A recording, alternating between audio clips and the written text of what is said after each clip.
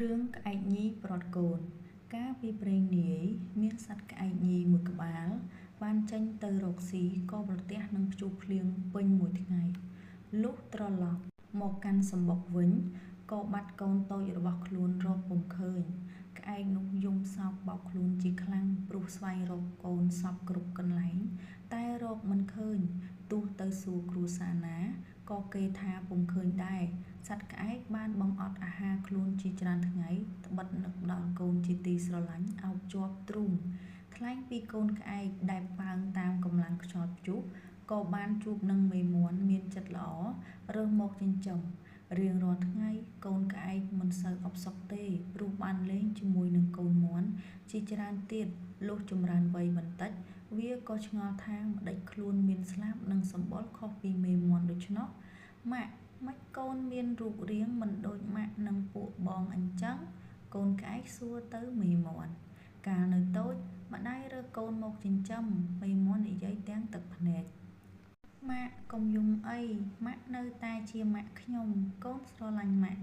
ណាស់កូនក្អែកយកស្លាបវាជូតទឹកភ្នែកម្ដាយថ្នមថ្ងៃមួយកូនក្អែកបានឃើញសត្វចាបមួយហោះហើរយ៉ាងខ្ពស់លើចុងឈើ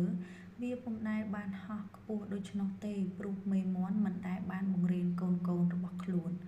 ឲ្យហោះខ្ពស់ផុតពីដីពេកឡើយគ្រានោះវាស្រាប់តែចង់ហោះតាមសត្វចាបវាទៅទះស្លាបហើរដំបងមិនជោគជ័យសោះតែប៉ុន្មានថ្ងៃក្រោយមកស្រាប់តែវាអាចហោះបាននិងហោះខ្ពស់ជាងសត្វចាបទៅទៀតវាសប្បាយរីករាយក្នុងចិត្តជាខ្លាំងព្រោះពុំធ្លាប់ឃើញប្រទះសោះក្នុងជីវិតដែលអាចមានសេរីភាពមើលអ្វីបានឆ្ងាយយ៉ាងនេះចៃដន្យមានខ្យល់គួចមួយបាននាំកូនក្អែកនោះទៅកន្លែងមួយដែលវាពុំស្គាល់វាក៏វង្វេងផ្លូវត្រឡប់មកផ្ទះវិញគ្រានោះមានសត្វព្រាបមួយក្បាលបានស្គាល់ច្បាស់ថាជាកូនរបស់ក្អែកញីត្រូវជាសម្លាញ់របស់ខ្លួនព្រោះការកូនក្អែកនៅតូចវាមានជើងម្ខាងខ្មៅនិងម្ខាងទៀតពណ៌ត្នោតបន្ទាប់មកសត្វព្រាបក៏បាននាំកូនក្អែកកំសត់ទៅជួបនឹងម្ដាយដើមរបស់វា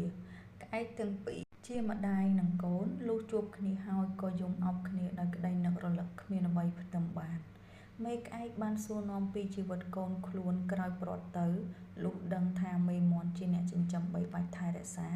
ក្អែកញីបានយកស្បៀងនិងទ្រព្យសម្បត្តិជាច្រើនទៅប្រគល់ជូនមេមាន់និងសុំរាប់អានទុកដូចជាគ្រួសារតែមួយមេមាន់ក៏រីករាយទទួលយកចំណែកកូនក្អែករំភើបចិត្តជាខ្លាំង